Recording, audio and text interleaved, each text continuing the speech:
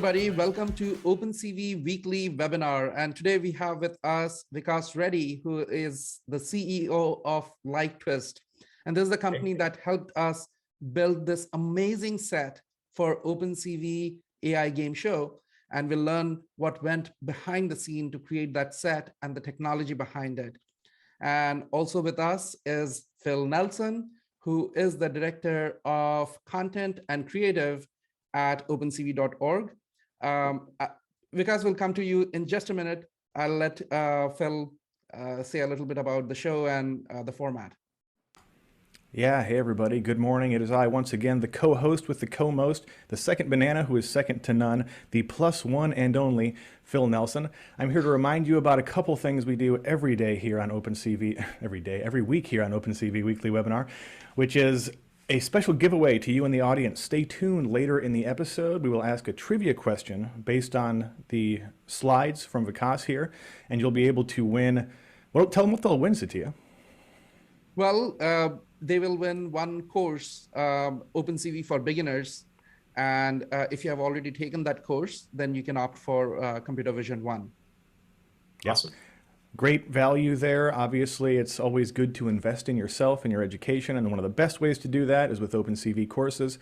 Vikas, I think we've also got a giveaway from LightTwist. You want to tell them what they might get there as well? Yeah, so we're going to give away so we're just starting to roll out very early access to the LightTwist Mac app, which is what I'm using right now for this call, and we're going to roll in a customized studio as well. So essentially, you get early access to the app plus a customized studio where you can add your logo, your name, your favorite sports team, like whatever you want in the space. So yeah, can make you look amazing on Zoom and super awesome. Yeah, great. Those in the audience, if you're not in the Zoom audience, get in the Zoom audience. You can join at opencv.live. Those giveaways will be available only to folks that are joining us here on Zoom due to latency issues with the other, kind of systems. The other thing we do is Q&A from you in the audience. So please use the little Zoom Q&A button at the bottom of the screen there at any time during the webinar to ask any questions you have about the show, and we'll do our best to answer them in the course of the show. And if we have time at the end, we'll try to get to any that we couldn't get to during the regular course of the show. I said everything twice there for some reason. Satya? Oh, well, one of the things that you should notice, people who are going to be introduced to the magic of LightTwist is what you're looking at, Vikas's video. The background is not real, right? But we have seen, obviously, we have all seen people removing background in Zoom and other software. But look at the quality of this. It is almost alpha matte quality, where you're not doing real segmentation, but you're not doing segmentation, but you're doing alpha matting, which is at the boundaries, you are going from 0 to 1 instead of having a hard 0-1 segmentation. So not only that, the lighting looks very consistent. So it is, if we had not told people, it is very easy to fool, right? With this technology, it's pushing the boundary. We are almost there, that you can fool people for, there could be a minor defect here and there once in a while, and it will give away. But for the most part, even while watching the AI game show, there were times where I completely forgot that this is not a real set, right? So great job there, because it's your show now. We'd love to see. First, I mean, it would be nice to get a quick introduction, and then you can start with your slides. Got to have somewhere to put that lower third, man. Yeah. Maybe I'll do a quick behind the scenes of this actual webinar here. So this is like my actual real space here. So yeah, not as exciting, but yeah. Sometimes, to your point, Satya, I actually sometimes forget that I'm sometimes when I'm on Zoom, I'll like turn off my thing. I'll be like, oh right, I'm just in my like crappy little basement office here.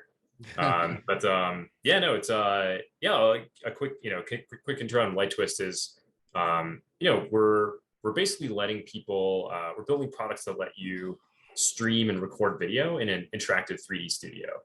And we were really heavily inspired by the incredible work that was done on the Mandalorian, where they were really doing this pretty groundbreaking work in mixing advanced game engine spaces using Unreal Engine with real actors and doing an amazing job of compositing.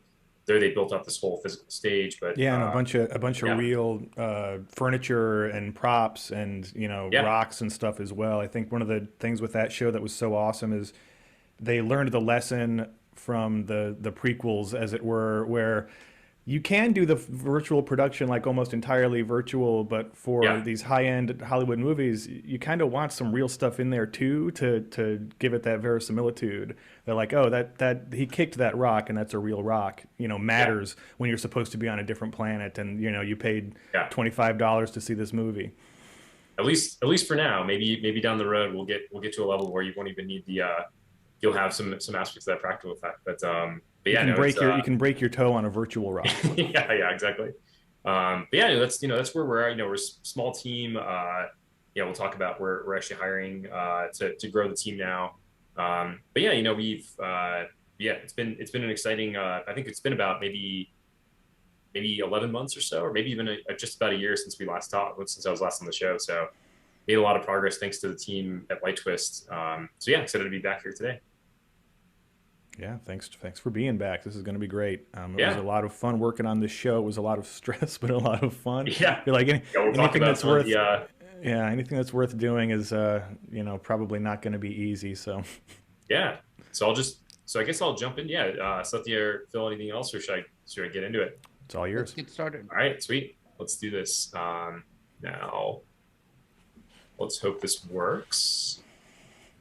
Okay, I'll share my screen here. I'll play Hey, this. yep, How's looks that good. looking? Looks good? Hmm. Okay, awesome. So, yeah, just wanted to take you behind the scenes, the OpenCV AI Game Show. And yeah, really the thing that's pretty crazy about this is actually we did it. Satya and Phil reached out about putting on this game show. Personally, I just thought it would be a lot of fun to work on, and I wasn't even thinking about exactly how this would turn into something that we would do long term. But from actually doing the show, we actually learned hit a bunch of issues, which we'll talk about later, and it actually inspired the creation of a cloud version of LightTwist. So we'll talk about that. But yeah, it was a pretty awesome endeavor. So yeah, We first of all, try to be inspirational. yeah, extremely inspirational. But yeah, that's like some of the stuff that happens in startups when you're in the 0 to 1 phase. There's a lot of a lot of things that you connect the dots in reverse or not forward, as Steve Jobs said, where you just do some stuff, you try a bunch of different things, and then some things that you weren't even sure were something that was a good long term thing that you should be focusing on turns out to be an interesting inspiration. So yeah, and so here this is just a couple examples from what we're doing with LightTwist. So on the left is just I guess we talked about that already, but hey friends, Vikas here with LightTwist. yeah, this is showing off using an iPhone for the camera, for Zoom. We've got a nice. So this is from our LightTwist Mac app. It has a as you can see, I'm in my storage room office and using the built-in webcam on my MacBook Pro. A pretty huge. And then to Satya's point, you can see the some of the stuff that we're working on there is taking some of the most recent state-of-the-art algorithms around segmentation and matting and figuring out ways to get them to run on in real time on just the Mac instead of having to use a nice RTX card, graphics card.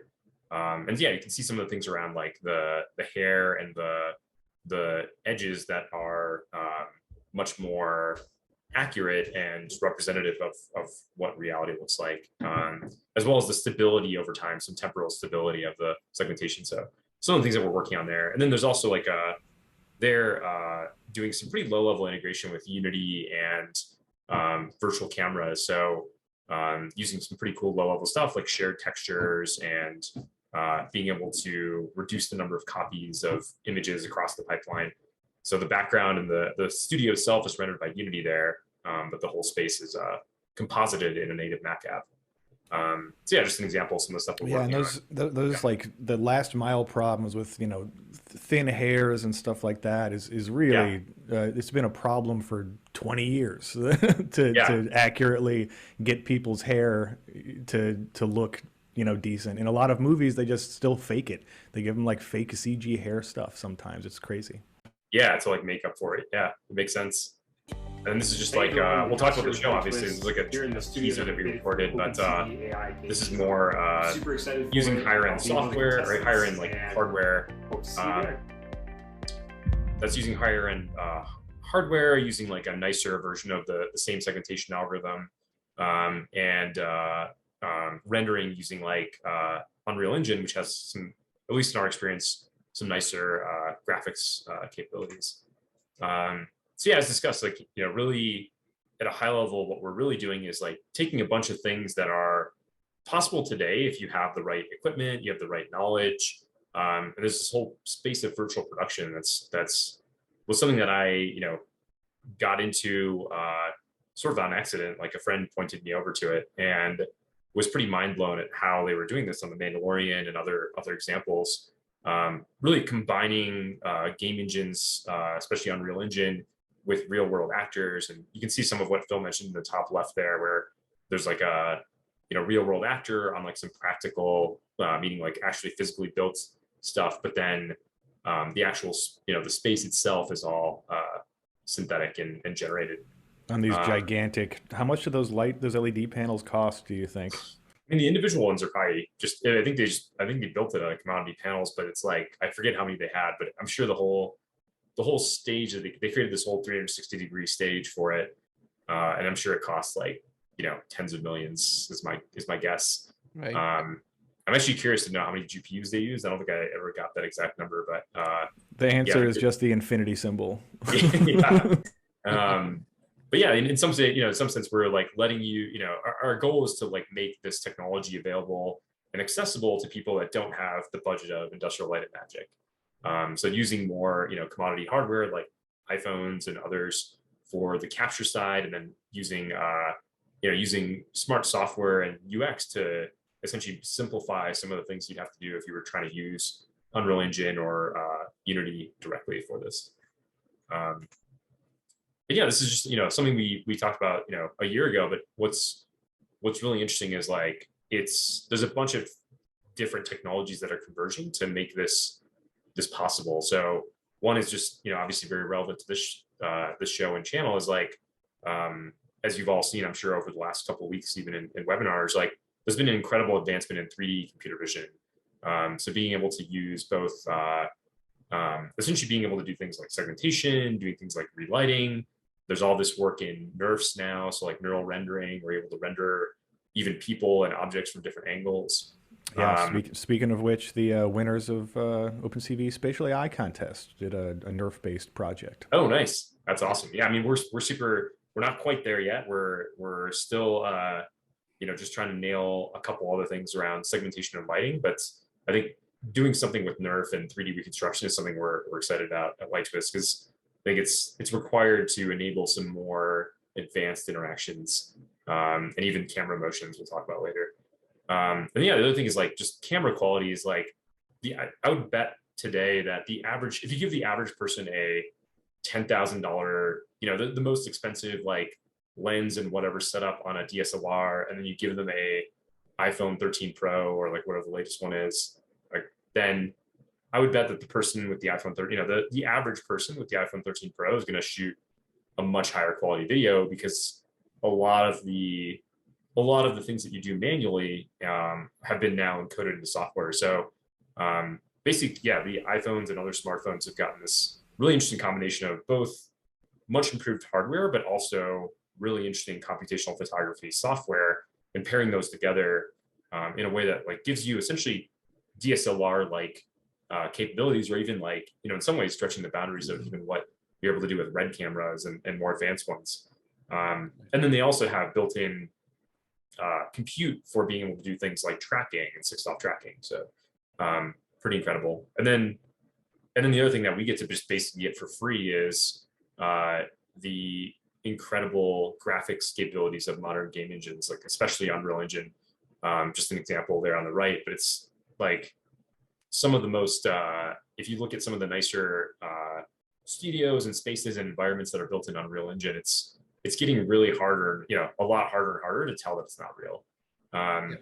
It's actually, I definitely, after seeing some of the more advanced ones, especially with Unreal Engine 5, I I was like, okay, I can kind of see how taking this, to the natural conclusion gets us to like, we're living in the matrix and it's like, it made me more increase the probability in my mind of like this whole like we're living in a simulation theory, because I was like, okay, basically, a couple orders of magnitude better, and we might be there. And the other thing is haptics. Haptics just kind of suck right now. Like that's true, feedback for like feeling stuff, just it still is like very nascent. There. It's new. Yeah.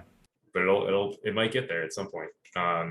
So yeah, like this is like, just talking about the show. So this was the challenge. So we had, talked to Satya and Phil, and we were, the goal was to create like a Jeopardy style game show. So we're looking for something that looked like Jeopardy in some ways. Inspired. And originally, to take it back even a little bit further, originally we were just going to do it on Zoom, right? It was just going to be, that's right, it was just going to be, like we had this thanks to OpenVino, the OpenVino toolkit from Intel. We had this opportunity to do this show with a sponsor, and we were just going to do sort of like the webinar, except with guests and like buzzers and stuff. And it just so happened that I knew this guy Vikas that I'd worked with who was doing a thing. And so it was like I said before, it was like something that we were like, oh yeah, you know what, I'm not sure if this like really intersects with our product roadmap, but like seems like a really interesting thing to try out. So we had three people in the Bay Area, so two in SF and maybe one elsewhere, but maybe all in SF. It ended up being the Kat and Joseph ended up and me ended up being in SF. Yeah, in SF. And then we had myself in Boulder, and then Luna, who's the host of the show, was in Chicago, and then later I think Paris, perhaps. When we had to we almost had to do reshoots for her on her vacation in Paris. Yes, her workcation in Paris that she'd booked like a year ago. And then the other challenge is modest budget in quotes, where it's like we didn't have like tons of dollars to go. I think if you go and like rent a studio out of the same quality of what you'd have for Jeopardy, it would be like on the order of like 20 to 30, probably 50K a day or something crazy like that. Yeah. Not to mention like flying everybody in and getting a videographer. Well, I mean, you'd have to pay. You'd need grips and stuff for that. You'd need a whole crew. Yeah. And also, Vikas is being very generous in saying that we had a modest budget. LightTwist did this thing for us for free. So thanks, Vikas. I just want to acknowledge that. Yeah, no, it was like I said, it was like a learning opportunity for us, and I thought it was it seemed fun. So it was just like more just like the overall goal here was to put something on that was like much better than what you could do on Zoom, but like in the spirit of something like Jeopardy, but without the resources you have to like put on like a Jeopardy style show in real life. So like some of the things that we planned out. So one was originally the way we had this done was we were using Zoom for running the show. So we were all like, you can kind of see me in the top right there on camera, like having talking to everyone else and being able to look at the questions. And then we were essentially all trying to record locally, so we'd have like a higher quality video. We took this virtual studio was like an existing asset on the Unreal Engine asset store. So we purchased that and then figured out how to just did some customization. So like the OpenCV logo, added a bunch of stuff from Intel and others, and then also placed and created all these virtual cameras. These are it's pretty fun. In Unreal Engine, they actually get represented as these movie style cameras, which is pretty fun. And so you can see all these different cameras that were essentially created, and in a sense, like doing what this enabled us to do is do some of what you would do as like a video producer, as a literally picking up cameras and moving them around. Like exactly. It's and not just like putting them in static locations, but animating them as well. So that it's kind of like in some sense, instead of doing the videography at runtime, being able to do this before or even in post-production, which is cool. And the other thing we did was just to make sure that the scale was properly constructed. We have these mannequins for scale. So we actually asked everybody what their height was and used that as a guide to ensure we were doing the scale properly. Correction, those terrifying mannequins for scale. Yeah. Yeah, this is like one of the things that's interesting with I mean, with all game engines, it's like obviously it comes from the game world. So these are all like first person shooter style Yeah. characters, I guess. Yeah, They're for very better or for worse. Terminatory or like almost militaristic for our Yeah, fun yeah, little game exactly. show. Yeah, they're usually like with they usually have like a gun in their hand or something like that. So but yeah, that was like the set creation. And yeah, we use like we actually, we planned on using essentially just running this offline. So using pre-recorded footage instead of running it live like I'm doing on this in the Mac app right now, doing it offline. So and there's some advantages to that. Like we can run, higher resolution, higher quality. We can set the settings to we can essentially dial up the settings so that it's higher quality, but it takes longer to run per frame. So it's Yeah, an and example of Luna here. Luna's hair here is what I want people to really, pay attention to, because this is, this is the sort of thing that even just a couple of years ago would have been a way more Yeah, difficult problem, and maybe not even possible with probably not even possible with the tools we had available. But here it's like very, very tight and very, very clean on the edges on, yeah, a real person's hair. yeah. And it could be better too. I think we're still, can see some issues like on the bottom middle there. Like there's a bunch of stuff that we're still working on. And to be honest, I actually, when starting LightTwist, I was like, okay, I'm going to assume segmentation is a fully solved problem, because like, just seeing Yeah. results out in the wild was like, okay, it seems like we're good enough. But yeah, there's a bunch of stuff where it's, yeah, No, the probably, last mile is very difficult in segmentation. It's very yeah, easy right now. The state of the technology is that's very easy to get to a point where, if you look at a single frame, it looks yeah, fine, right? right, But that's not what people expect when you're doing video production. It has to be perfect. You yeah, miss a few pixels here and there, and the virtual reality aspect of it is completely gone. yeah, And for that, the demands are very high, right? And the way people solve it in the movie industry, even now, they literally paint every frame, right? Any mistake in a frame will be literally painted on, right? There's a Photoshop artist who's zooming into There's a this frame. person going through all 120 frames a second and a No, it's hand true. adding stuff. I know. I've met Yeah. some of them. In fact, one of my old friends worked for Weta, the Peter Jackson's studio. Yeah. yeah, to do And you it, could have people working on a 10-second segment for the entire year. yeah. That's what it takes, right? So this is a very difficult problem because it takes even experts so much effort to put in, right? And Yeah, make it perfect. yeah, that's actually, one of the things that we are working on right now. It's not quite ready. Is one of the things we discovered and realized is like it's having a little bit of human input, we think is actually pretty interesting. Where it's not just even when running the algorithm in real time, enabling a person to fix up certain issues is something that we're actually pretty excited about, because I think that's one thing that I always found frustrating with actually a lot of real-time algorithms, computer vision algorithms, is that like they're typically presented to the user without any as a black box. And if it worked perfectly, then that would be fine. But in this intermediate state, until we're like there, we're looking at different ways to sort of to essentially let the user correct things. So if it's like, hey, the algorithm, this one of the issues we have right now is like sometimes certain objects will appear or not appear in the foreground. So headphones, like some chairs sometimes, and letting the user choose like where how Right. they want that to appear. Do they want some certain things to be foreground, certain things to be background? Are there certain things that are a mistake? So that's something this sort of in a sense, like having human input and then leveraging that human input greatly with deep learning. So like taking that input and then you know running with it and actually doing a much better job is something we're really excited about. That human machine collaboration, Yeah, exactly. instead of just replacing this whole process, that a Yeah, person would be doing manually with a computer, you have the computer do the stuff the computer's great at. And yeah, then you have the exactly. person do the stuff the person's great at. It's Yeah. yeah. Yeah, and some of it's a user choice too. It's like, do I want my chair to appear or not, or my headphones? And so it's really sort of a question there. Yeah, and you can see that in Zoom also, right? If you put a coffee cup right next here, it won't segment it out. Yeah, But if you put it like this, your hand is gone, your coffee mug is gone. It looks very yeah, unrealistic.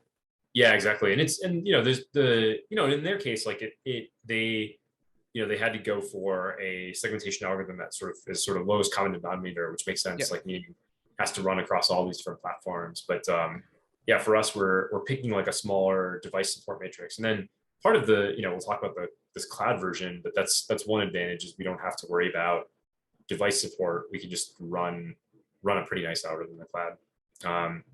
So yeah, here one of the cool things that we did was and it's a general virtual production technique. It's not like we invented this, obviously, but like one of the things that actually adds a lot of realism is subtle motion. So if you look on the one on the left, the camera is actually not moving that much, but just even that slight motion adds a lot of both visual interest and realism. So in some sense, matching what a videographer would do on set. If you have like a handheld camera or even like a camera on a rig. Just makes it feel more organic and real because, real life is not static. Real life is exactly. Messy. Stuff moves around. And then and on the right, this is more of an extreme motion that we were able to do. And there's some issues that we had with it, but it was but what's cool is like, we more or less had like full control of like being able to animate those cameras ahead of time. And then trigger them whenever we wanted to. Ding, sponsor mention. Yeah, that's right. That was a good. One thing that I was actually surprised by, and this you can only know after looking at the final footage. Yeah. I was not 100% sure that when you moved, the camera like that, it won't feel unreal. It doesn't, Yeah, because of the perspective. Yeah, because the person is so far away that you can actually the perspective changes are minimal, are forgiving. Yeah. Yep. Yeah. Exactly. So and that was also very interesting. Yeah, this is actually one of the things that this is part of the reason one of the main reasons I'm really interested in 3D reconstruction and things like NERF is for that reason. So yeah, here there's some limitations because we're effectively treating people as like 2.5D. They're not like we're not representing them as full 3D, full 3D in the scenes. And there are some companies working on that in various ways, but so far, nothing that's like that passes sort of the uncanny valley. Usually it's a little bit hard to, you look at it and you're like, okay, it's a little bit, there's weird stuff going on. And like, typically just like using like a traditional path where you like try to get a depth map and then, use that to create a 3D representation, it doesn't work. And so, but some of these NERF-based approaches are actually, they're working incredibly well for static objects. And then there's been a lot of work in upgrading them to work with people, of course. And so I think there's in some sense, like right now, if you imagine like, Luna here is like a 2.5D, essentially like, person in the scene as effectively a plane.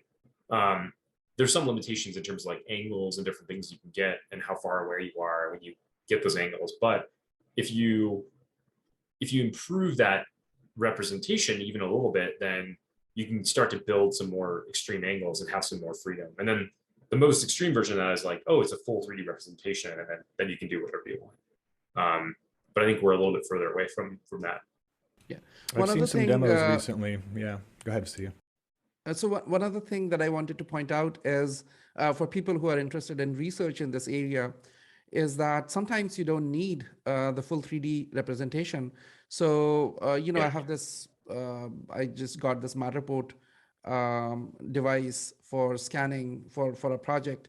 And one of the things to keep in mind is that the 3D structure could be very wrong, but you can still get a perfect visualization, right? That's right. So it is possible to, visualization is related, but not 100% dependent on the 3D structure that you evaluate. Right. You can have a wrong 3D structure or approximate 3D structure and still have stunning visual rendering of the scene, which is indistinguishable from, that it is unreal, right?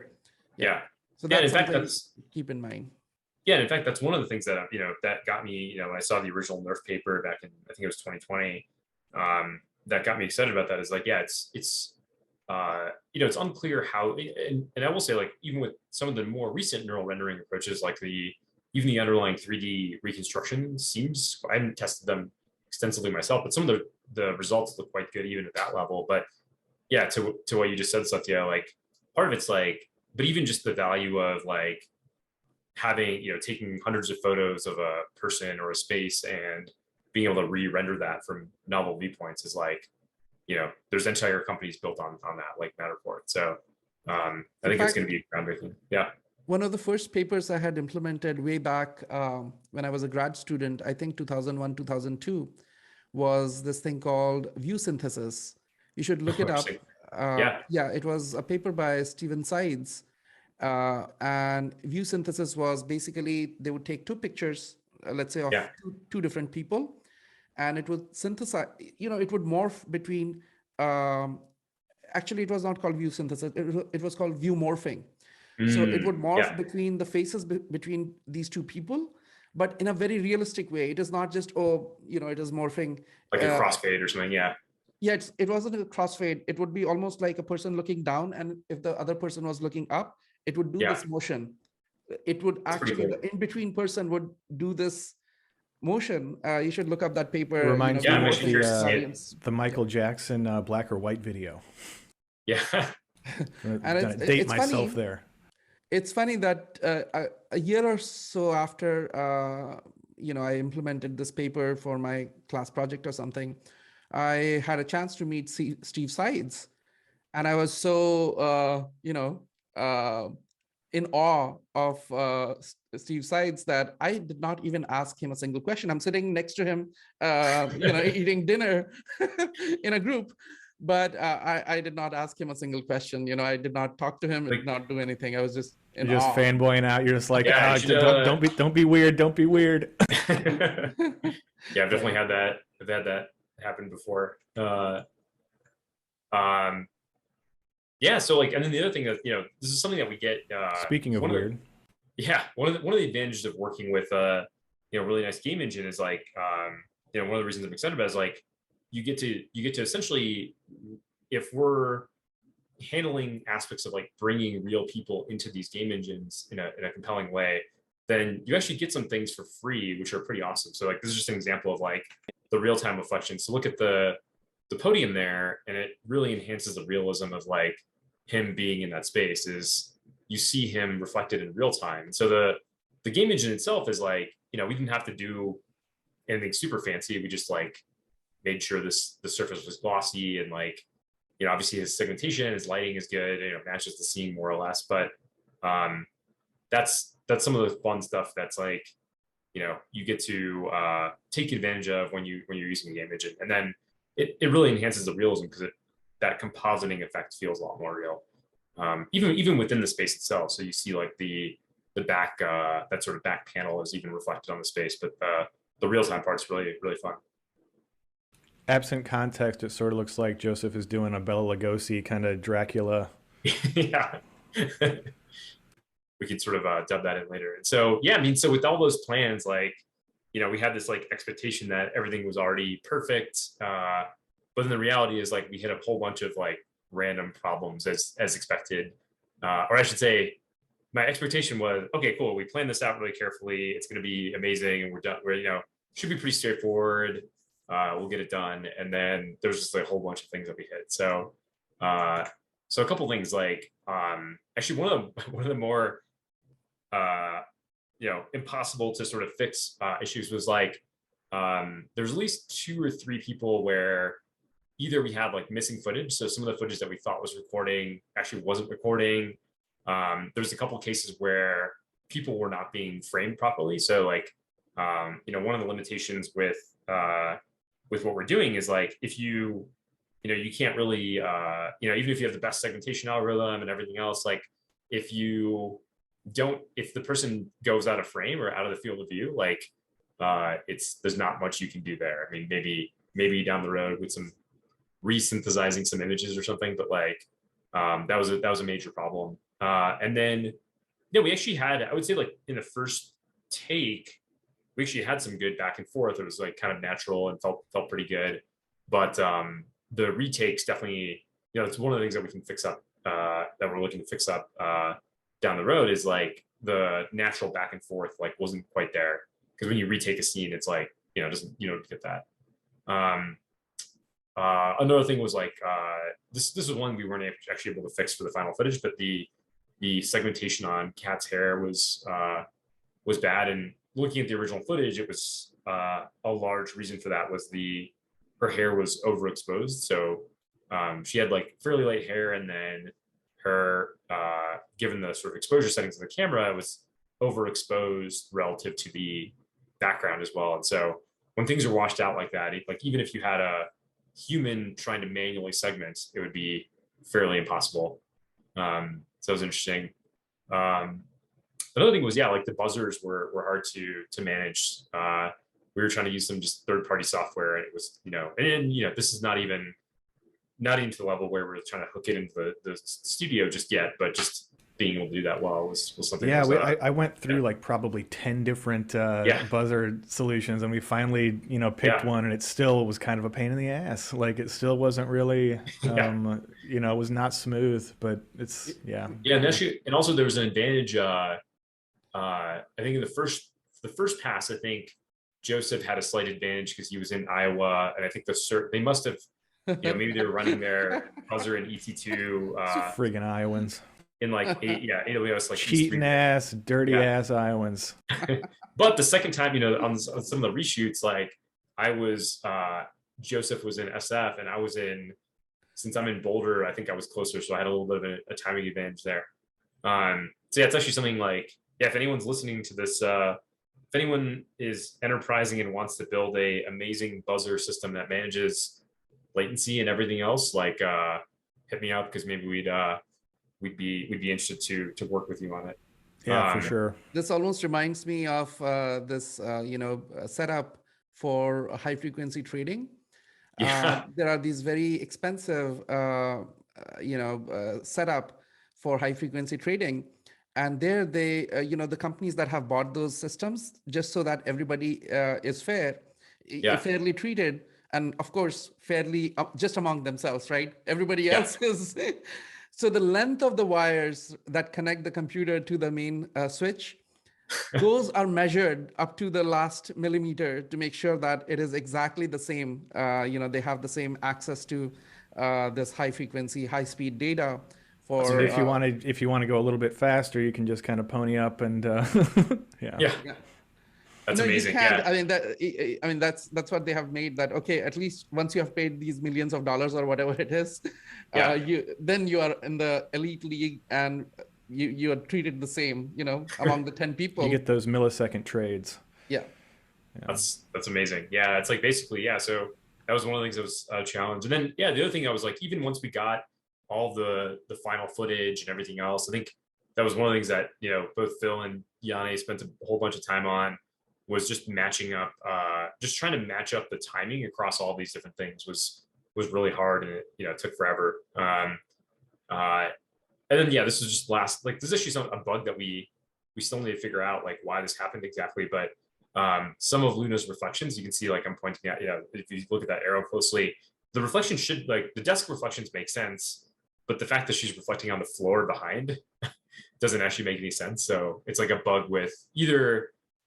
It's most likely our fault. Like we're probably just doing something dumb with our like it's not doing something on the back face, maybe. I don't know. Yeah, I don't know. But it was just one of those things where we were like, we didn't fix this one up in time for the final footage, but it was just something that we're working on, just like improving. It's just like getting this quality. There's a lot of these little, I think things like with this kind of virtual production stuff, like small details like this, like definitely enhance things. So can you get good segmentation? Is the scale correct? Is the I think a lot of people in this case like even mess up things like aspect ratio. So you might look thinner or more broad than you should. You can do that?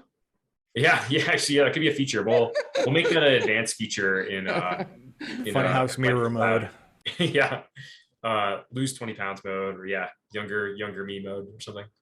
Those were some of the things, but the thing I was gonna say is like both I want to give a shout out to both Yanni on the LightTwist team and Phil, who did an incredible amount of work. And like one of my favorite Easter eggs of all time is this. So I'll play this little clip here. Yeah, this was the last thing I added into the show. So Yanni accidentally wandered onto the virtual set there, and so we got a little clip of that. And both Yanni and Phil did an incredible job. So here's a little dry run from Phil here. Hello, everyone. I just thought I'd capture that little moment there. Hello, everyone. Yeah, you should have seen me recording for Microsoft Build. I think they're gonna put. You ever seen the movie Winnebago Man? I think they're gonna put together a clip of all the times I screwed up. Oh, nice. It's very profane. That's awesome. But yeah, shout out, again, like thanks Phil and Yanni for thanks Yanni. You know, for sure, like wouldn't have been possible because we were literally editing it, you know, the day before the show. Like it was yeah. And actually that like work was like inspired. It was like thanks to that work, like it all came together. And so we'll love it when a plan comes together. What's it say? Well, it says, I love it when a plan comes together. So am I face man here and you're Hannibal? I guess like, I don't know. Maybe then, we got to figure out who Yanni was and others. But well, Yanni is obviously B.A. Baracus. That's true, actually. That makes sense.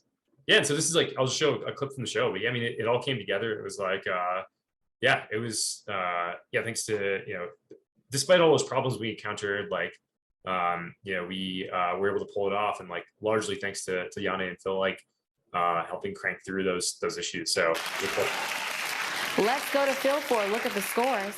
Yes, it looks like round one was definitely Vikas's round. Yeah. But we've still got 2 to go. Back to you, Luna. Round 2 is our multiple choice round, where each contestant will be put on the hot seat and asked a series of 5 questions with up to 4 answers to choose from.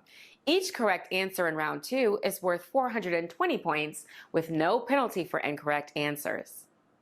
Let's take a moment to get to know our contestants. Hey, Kat, you're a developer advocate at Open Robotics. Can you tell us a little bit more about that? I'm the developer advocate for an organization called Open Robotics. You may know us from so I can see like her hair as Robot Operating System, ROS, or Gazebo. A bit messed up there, but so yeah, I mean, it came together and it was pretty. It was like Satya said. I mean, even though I was involved in creating it, definitely like it's when you look at it, it's like kind of hard to like. It's hard to like imagine that it was just like regular footage or composited, using the seams are way harder to see. You can't see the zipper, like it's And there's some stuff these subtle things that are going on that add to realism. You don't notice them. So in realism, there's this funny thing that you can tell something is not real, but you cannot point to why it is not real, right? So, the vibes are off. There's something off, right? I mean, the brain knows it, but at a subconscious level, but you cannot pinpoint. For example, here you can see that the reflection of her hand that subtly adds to that realism that fools you, right? It adds to that realism, right? It may still work without the reflection, but that reflection just puts it over just slightly over the edge. Yeah, and combined with the subtle camera moves as well. Yeah, like here, there's 2 things. Like, the camera moves, and then you can see the reflection is like it's like the reflection is changing in real time thanks to the game engine, based on the camera position as well. So it's like it's not only that Phil is moving, but the camera's moving, and that's being accurately reflected, which is cool. So it's all like, in a sense, because the game engines are trying to recreate like light, actual physics of light and everything else. It's like, or at least like trying to approximate it. You get some of that for free, which is nice. You can get away with the big fake stuff if you do the little real stuff. Like the big lies are easier to swallow if you've got a bunch of little, bits of reality in there, like the camera, the slow, subtle camera moves, and the reflections, and the way the light actually is, pretty close to what the light is in the studio. Yeah, and so like the other thing that was surprising, if you look at the other footage where the camera is zooming, not zooming out, it's moving out. It's Luna's footage. Where it's trucking forwards and backwards. It's like almost moving sideways slightly. Yeah, right there. Oh yeah, right here. Yeah. So this one, I would have thought that we are that camera motion would not, look, it's not a straight motion, right? It's not moving straight. You can look at the OpenVino and the back end. It's almost, it has a curve to it. And I would have guessed that things will not look real in this segment if you had that kind of camera motion. And I was very pleasantly surprised that, I mean, it's working, right? Yeah. And there's a trick here that I actually learned from a person that's like, his name's Corey Strasburger. He's, he was like also like just chatted with him early on. He was like he's like basically an expert on virtual production. He built this. You should definitely check out his YouTube channel. It's he created this this metaverse show called Blue, where he's like basically powering like a full avatar character using a combination of like an XN suit plus like an iPhone, and then he's like a virtual production god basically. So he like created this amazing show. But he had this trick, which is like, to your, just to explain, one of the things that's like subtle is even if you have a 2D plane and the person is represented in the scene, if the plane actually tracks the camera, meaning the plane actually faces the camera, you just have it. It actually, so, in the extreme angles, like it won't work. Like if I were to go move the camera, all the way, really close to Luna and then go to, 80-degree off axis angle would be bad. But within reason, it can extend sort of the suspension of disbelief by having that plane rotate to face the camera. So that was like one of the little tricks we did to make that look a little bit better. Yeah, because it's an old game thing. Billboarding. It's basically what makes. I mean, they've been doing this since Doom.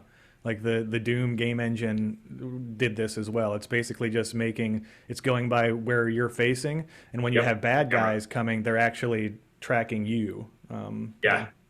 Exactly. Right. It's sort of like a thing we can do in the short term until we have a better 3D representation. Like hopefully, maybe later this year.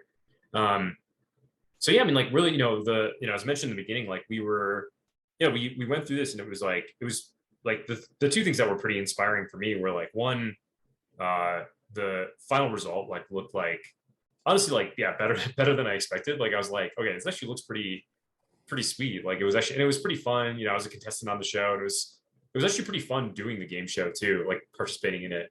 And so I was like, we were, and then actually the issues encountered like were actually like inspiring in a weird way, because I was like, wow, it's like really, there's a bunch of stuff that we hit that were problems, that were things that just looking at it, it was like, okay, it's pretty clear, it's pretty obvious how you might make these issues like go away. Like we could make this better.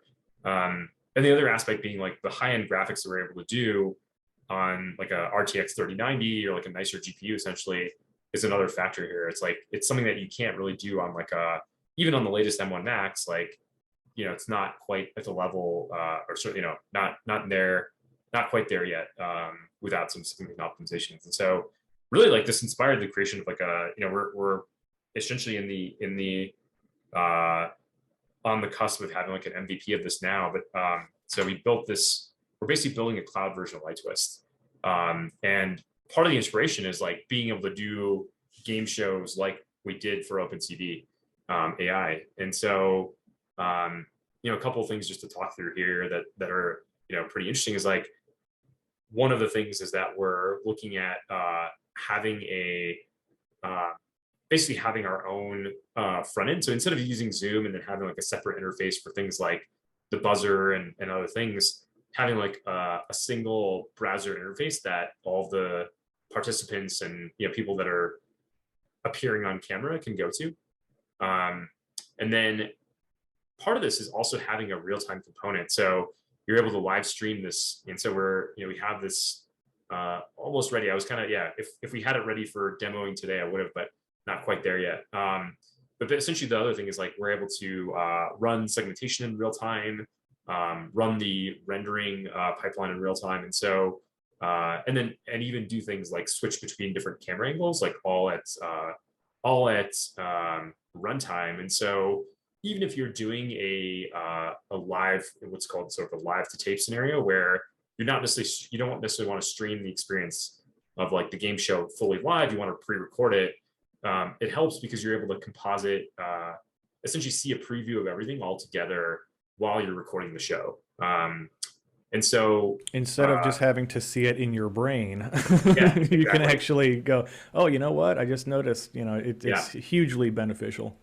And so, yeah, like what you're able to do is, like see, switch between different camera angles. Like we're working on like enabling things like pre-configuring scenes.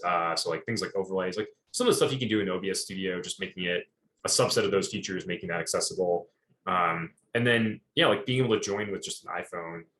And there's like, not showing here, but there's some of the onboarding process when you're joining in is things like setting your height and your seated height and different elements so you can appear, with the right scale and everything in the scene.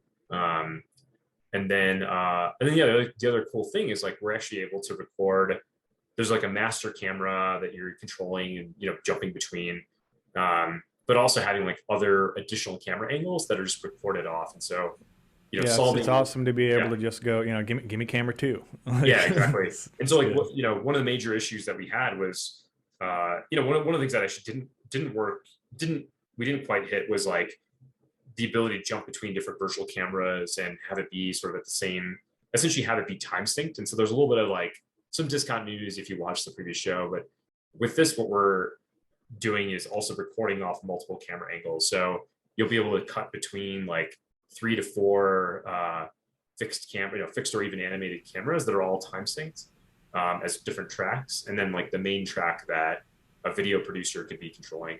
And what's awesome about that too is that the multi-camera functionality is built into like Premiere and Final Cut Pro and stuff like that. So you can, it makes it, I will sometimes show people I use Final Cut Pro to edit this stuff, and just the number of pancakes, called a pancake editor because you just got stacks of video streams, and it was there were so many cuts because we had to do things asynchronously that it would have taken half the time if we'd have just had everything time stamped in the same time. Yeah, I mean, I think it was really like thanks to both of you guys, Satya and Phil, for having us work with you on this. And like I said, it inspired this product. And then actually one other thing I thought was I'm actually pretty excited about is the idea of enabling almost like a new class of like work, which is like remote video production. So part of what we're excited about is like you as the host, if you were like in this LightTwist crowd experience as the host, you're able to run the show yourself if you want. But if you want, you can also have somebody join remotely and just like cut between camera angles, like run the, essentially do all of the video production stuff. So you can actually host the show. Yeah, exactly. So, excited about that. And then, last thing I was going to mention is, like I said, we're looking for new team members. And so, we're a fully remote team. We are hiring basically anyone that works in the CET time zone in Europe through PT USA. And you just have to basically live in that time zone and have good internet. And that's basically the only requirement in terms of location and place. And so there's no differences in salaries or anything like that. It's just all based on your experience level. And so, we've this is actually the first time I'm building like a fully remote company. So starting to figure out different ways we can get together. And one of the things we've been doing is Rec Room, which is actually pretty awesome. So everyone has a Quest 2, and we've been jumping into do things like laser tag and all these little quests you can do in Rec Room. And like we're, there's a couple founding computer vision engineers, especially somebody with deep learning experience, practical hands-on experience, +1 if you've done things like segmentation or relighting or even 3D reconstruction. And then founding software engineers, so somebody with, especially, we're looking for somebody that has more skill on the back-end engineering side, streaming code, but in general, just a great software engineer. And I was going to mention 10K bonus basically right now is what we're offering if you refer someone that gets hired at LightTwist. So if you know anyone or you yourself are interested, hit me up. I'm Vikas@lightTwist.com. Awesome. Thanks, Vikas.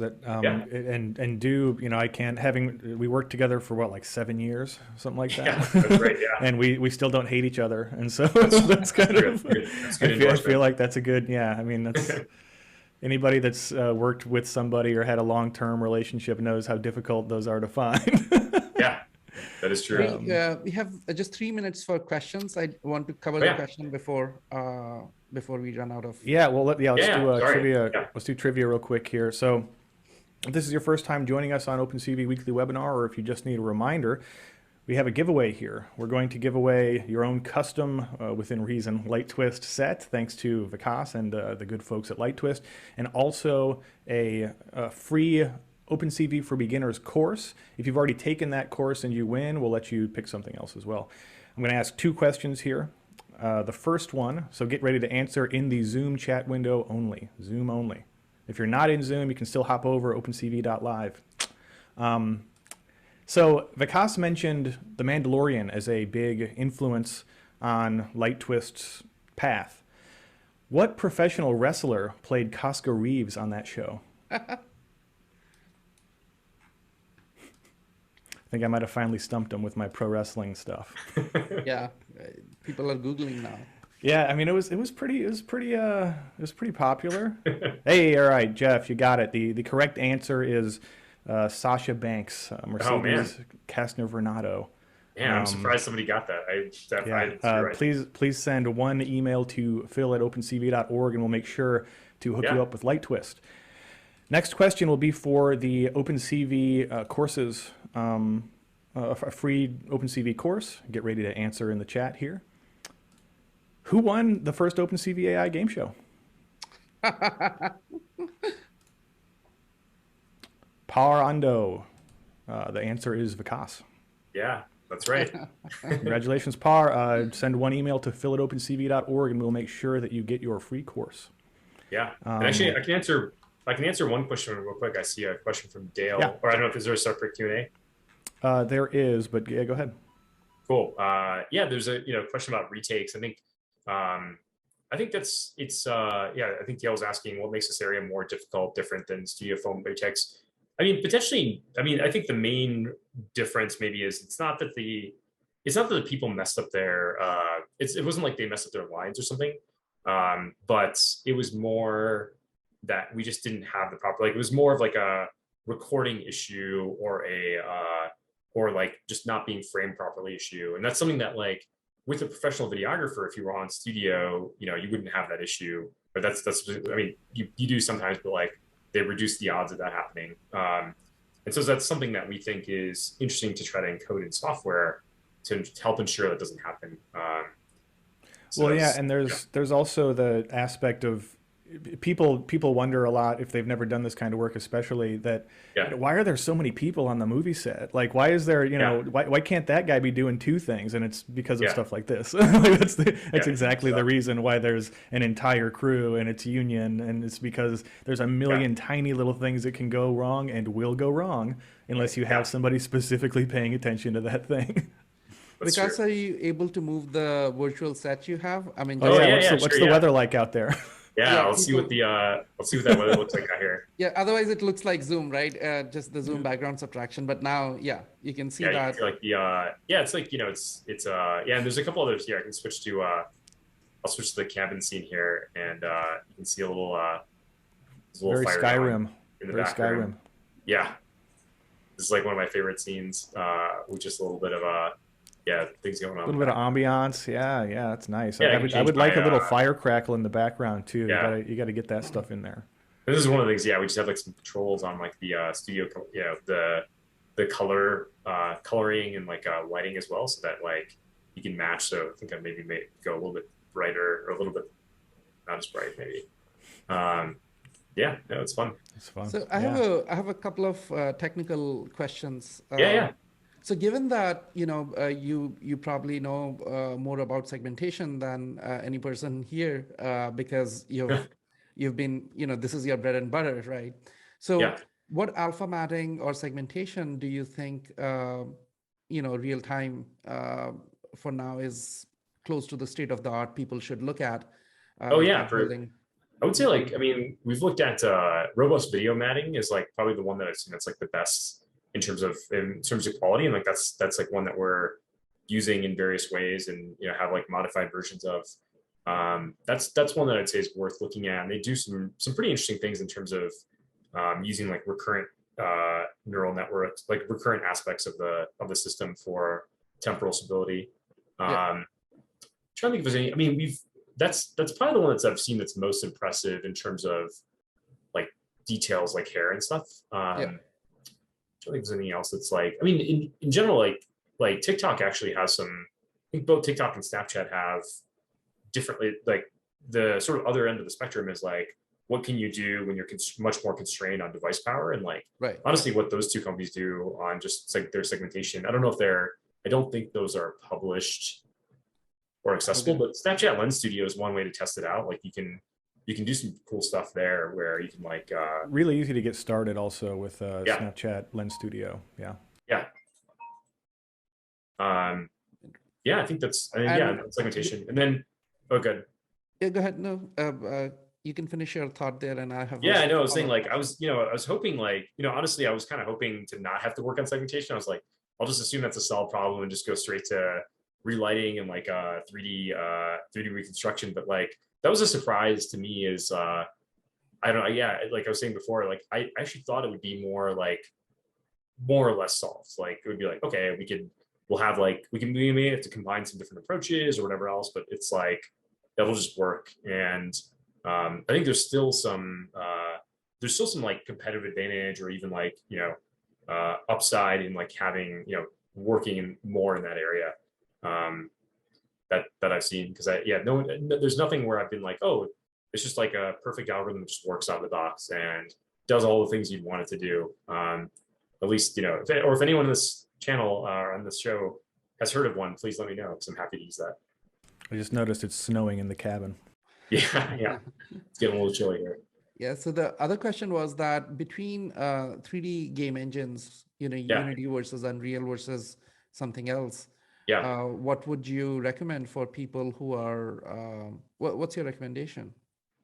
So I'd say in terms of out of the box quality, if you have the right hardware, in my experience, Unreal Engine is like just incredibly good for that. Like they have just done an awesome job, and they have a lot more advanced, like a lot more people and energy going into virtual production on Unreal Engine. So there's a lot more built-in sort of mechanisms in Unreal for that. So like that's a good. I mean, if you have the hardware and if you're looking for something higher end, and that could make sense to start. I would probably start there. If you're looking for something more, I mean, just if you want to run locally and like just have like something there, it's like I think Unity. That's probably why for the Mac app we're using Unity, is it just seemed more performance on like at least on Mac hardware. I think my guess is like there's probably ways to tune both in either directions, like both tune Unity for achieving something more close to what Unreal can do in quality, and vice versa, tune Unreal to achieve like Unity level sort of performance on things like M1 Mac. I will say, having used both a bit and having played with Unity's high definition render pipeline, you tend to get much more realistic stuff out of the box with Unreal, I would say. But it takes a little bit more it's a little bit more hardcore in terms of getting started with it. Versus Unity, you can more or less drop in, but your lighting and all this stuff is not really going to be, the camera is going to be this looks like a video game, type of thing, versus the much more realistic default cameras you get with Unreal. Like we're using the HDRP pipeline right now on Unity, and like there's some things that we hit there in terms of getting it up and running. But I would say like if you can get a lot of it is, to be frank, the studio design itself. So if you have like the right material, assets, like you can see this scene I'm in now, it doesn't look as good as the in terms of realism as the scene I was in the office, and a lot of that's just the materials and the lighting, and there's a couple of things there. Lower poly. Lower poly potentially. What about the cost for the two? Do they, for startups? Cost Getting startup. I mean, if from a startup perspective, like Unity, actually, like Unreal just charges based on like if you cross a certain revenue threshold. So it's effectively. How do they track that? What's it? How do they track that? I'm actually not sure, to be honest. Like, we'll see when we start rolling in some good money, and then maybe I'll try to Yeah, yeah, on the Unreal side, I'm actually not sure how they track it, but on the Unity side, they just do it based on developer seats, and they have like a little army of people that will track you down if they're like, hey, I see you've got 2 or 3 people signing in from the same It'd be a shame if something happened to that license key. They're like polite, yeah, they're sort of polite enforcers of their thing. My wife has been very vocal on the subject of the pretzel monies. If you're just, if it's like somebody on this webinar is just like wanting to mess around with like virtual production, like that's pretty straightforward. And yeah, if anyone's if anyone has an M1 Mac and is looking to do some stuff there, like interact with Unity and play around, like definitely ping me. I'm happy to give you some early access, because it's you can even build, right now what's cool is like you can build your own. We haven't built out a whole customization UX for LightTwist yet, but you can build your own Unity. You can build your own space in Unity editor and then load it into LightTwist and then use it for that. So if you wanted to play around with some different ideas, it's easy to do. Yeah, and we can. I mean, do we want to reveal what we're working on together next? We haven't really talked about it on the show. Oh, wow. Yeah, absolutely. Yeah, happy to. Yeah, so we're along with LightTwist, the OpenCV Weekly webinar will be going virtual production soon as well. I don't think we're going to show you anything today, but it's going to be a lot of fun. It's going to be an interesting set. It's a different problem to solve virtual production wise than the game show in a lot of ways, but it shares a lot of commonalities, and so it makes a lot of sense for us to use LightTwist because we already know each other and have worked well together before, but also it's probably helpful for y'all to solve some different problems in our weekly ongoing show. Yeah, exactly. Like, I mean, yeah, like I said, it was inspired by our creation of this like cloud version was inspired by the OpenCV game show, and like we're setting it up essentially to be plug and play for people doing shows like the OpenCV Weekly webinar. So if you're like 2 co-hosts like in different locations and having guests on and just making it look much more exciting than just 3 of us on Zoom here. Yeah, hopefully maybe the stretch goal is being able to push a button and have our lower thirds pop in. So I don't have to, I can just stop using Final Cut Pro entirely now. Yeah. Yeah. Also I forgot a quick shout out to the band that did the interstitial music and the outro music for OpenCV AI Game Show, The Mayflies. I love you, Hank and Jess. We've got a couple of good questions here. We're about 10 minutes past, but everybody got time here to do a couple of quickies? I'm good. Yeah. See the Q&A here. Yeah, so one, we'll say Dinesh had an interesting question I think we can just kind of spitball on a little bit, which is, where do you see use cases for this in news media, in nonfiction, aside from our show? Thoughts on that? Yeah, I think, in a lot of ways, like this is like, news and like, especially like local news and different media, they already use a lot of virtual production. So if you look at like CNN's, if you watch like CNN's like election coverage, like a bunch of that stuff is actually green screened and virtually produced. Obviously weather, the local weather is like been, sort of a some version of virtual production for a long time. ESPN as well does a ton of virtual production.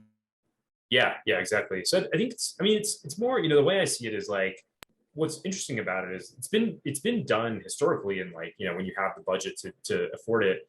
But to me, what I'm excited about is like, whether it's with LightTwist or not, is like, I think it's going to give people that are, I guess the thought experiment I always have is like, is there somebody out in the world that's like just as talented as Jimmy Fallon, but they don't have the budget or the the means to like go and build up. Let's aim a little bit higher than Jimmy Fallon, please. yeah, maybe not. Yeah, but like it's like, can we give whether it's us or take that Fallon, like get them the skill, get them. I guess I'm excited about this idea of people being able to tell their stories, like share ideas, and have their space and their presentation match the quality of their ideas and their stories, and not just be limited by like, hey, I'm creating this in my parents' basement, and like and like that's actually something I'm super excited about. I think that's going to be exciting in that way. Because still these days, to have a really nice, the streamer setup, right? Yeah. You're talking like 10 grand, like for lights and I've got my like $15 plug-in here, but like seriously, it's still a lot of money to get even just lights are expensive. Like just the kind of, like ring light, a good ring light is you're going to spend $100 at least.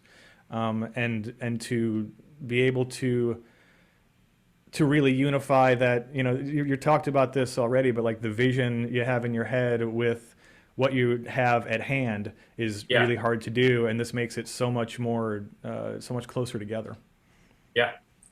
I think that's the future of virtual production. And I should say the other thing that's interesting too is I think something we're not doing in the very short term, but like maybe later this year is like supporting avatars as well. So like, could you have like stuff? What's that? Hell yeah, we need Satya as a VTuber. Yeah. We could. I mean, we could try that for the OpenCV Weekly webinar. But I think it's cool because it's like you can also do some really interesting.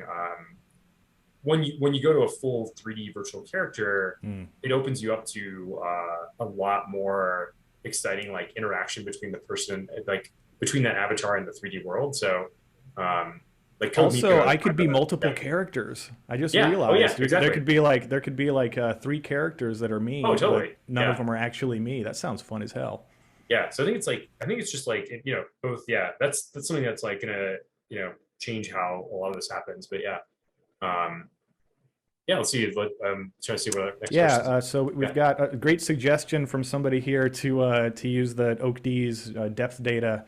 Oh get an effect to 2.5D characters like in the memories from Minority Report. Oh yeah, absolutely. I think that's that's definitely like something. I think even whether it's using the depth data or using something like that to like having a couple OakD's or similar. Like OT is actually a great choice. Like, but basically having a couple of those, potentially like mounting a couple of those on your, in your space, and they're relatively inexpensive. Ideally, they'd be rigid, so you don't. And then you could do like some, not even just like depth, but maybe neural rendering in that case. Right. And that would be, I think it's like on the cusp of tractable if it's not already. Yeah, definitely. I think we got time for one more question here. There's Zach had a pretty long one. Let me try to summarize it here. Was there any consideration to limiting the size of, so one of the things we talked about was the little things that make the show seem more real, such as the reflections and the subtle camera moves that you would get if you had somebody literally holding a camera and moving it around. And one of the things that was different, and this was intentional, I think, on our part, which was you can use those small things to get away with big things. And the big thing is just how huge that set is. There's no way in real life we would ever be able to afford a set that big. Like that, it's an entire warehouse, and there's all these structures in there, and there's LED video panels and whatnot. And Zach's statement was that it made it feel more VR or more fake to him. But I think that's like good, because we did want to show there's a difference between trying to just make it look as much like real life as possible and trying to go farther than real life. And what we were trying to do was go farther than real life by using those small things to give it the reality. There's actually maybe a couple different things. There's a couple steps, or maybe there may be 2 different axes. Like one is like the one axis is like suspension, what I'd call suspension of disbelief, and that one is, I think it's I would argue it's an easier bar in a lot of cases. And then there's like another bar which is like it looks perfectly real. That's a higher bar. And I actually think if you think about like a good example is this Who Framed Roger Rabbit. So sure. Who Framed Roger Rabbit is like an incredible, if you look back on it, it's like incredible. They did some amazing rotoscoping and like essentially segmentation back in the day. But what was interesting is like, you look at it and it's obviously not real, but it was good. The segmentation essentially and the compositing was good enough, and the lighting, that you suspend your disbelief. So you don't focus on, your brain doesn't think about, oh, that's obviously like not a real rabbit and they're not in like a cartoon world. But your brain focuses on the story and the information being like talked about and communicated, right? So I think in that same way, and they follow the rules. Like there's a consistency that is very important. Like Who Framed Roger Rabbit, it works because obviously Bob Hoskins wasn't really getting hit in the head with a cartoon mallet, but it follows the rules of cartoons in the movie, and it's consistent. It doesn't break the rules, and so your brain just kind of takes it as rote. Yeah, and so I think there's like something.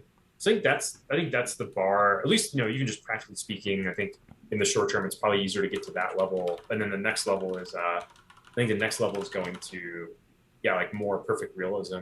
I know there's a balance there, I think. But yeah, I'd say like I think limiting the size of the set. I think like there's things we could do for sure to enhance realism, but at the same time you also want the entertainment factor, and so it's like sort of. But I think there's an aspect of it too that realism is boring. I already have real life. Yeah, you don't want like real. I mean, why am I spending all this money to make stuff like? Come on, like you gotta zhuzh it up a little bit. You gotta pump the gas here. I mean, in a lot of ways, like I'm actually excited. Like there's one of my favorite Twitch streamers is Code Miko, and she's like an incredibly talented game developer, and she created this character, and like she does all these like things where it's like it's suspension of disbelief plus like just like amazing interaction. And so Code Miko is not a real anime person. Like, exactly. You know that, but that doesn't matter. It's better than real life. It's like Indian movies. If you look at the movies that are coming out of India, they would never portray realistic. It's not realistic at all, right? People don't go to colleges like the ones they show in the movies. Right. On the other hand, if you look at movies made about India by somebody in the West, they would portray realism as if it's almost depressing to see that how can you even live here, right? And it's just that people want to portray somebody else's realism, not their own.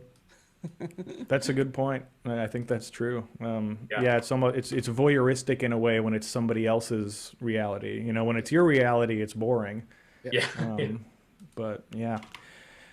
Gosh, so we're about 20 minutes past the hour. Next week, our guest will be. I wanted to get this in before we cut off, but our guest will be Kat Scott. We'll be talking about the just released Turtlebot 4 from ClearPath Robotics. They just dropped yesterday. You can go pre-order those. Apparently, it's got an OAK-D Lite and a OAK-D Pro, I believe, in there. Doesn't one of them have a lidar? Or have a laser as well? I think there's like a separate lidar. That's what I saw. Awesome robotics platform. It's built on the iRobot platform, but it's got spatial AI power in it via OAK-D Lite, and also the expensive one has a lidar built into it. We'll be talking about that next week with Kat. Same bat time, same bat channel. Satya, you want to take us home? That's great. Thank you so much, Vikas, for giving us the backup, behind the scene for this competition, helping us actually deliver on this competition, the AI Game Show. So it was really good. Phil, as always, thank you so much for organizing this, and also the AI Game Show. You were crucial from our side to make it happen. And thanks again, as always, our audience for being here. We'll see you next Thursday. And I also want to give a shout out to our sponsors, OpenVino, who sponsored the AI Game Show. And if you want to see more AI Game Show, please let us know. Send us an email, newsletter@opencv.org. We love to hear about the stuff we make that you like. Thanks so much for watching this episode of the webinar. Please hit that like button, subscribe, and don't forget to tap the little bell icon to be notified when new episodes drop. This week's episode was brought to you by OpenCV Courses. Learn computer vision and AI from the best at opencv.org/courses. If you'd like to be in the audience next week, subscribe to the OpenCV newsletter.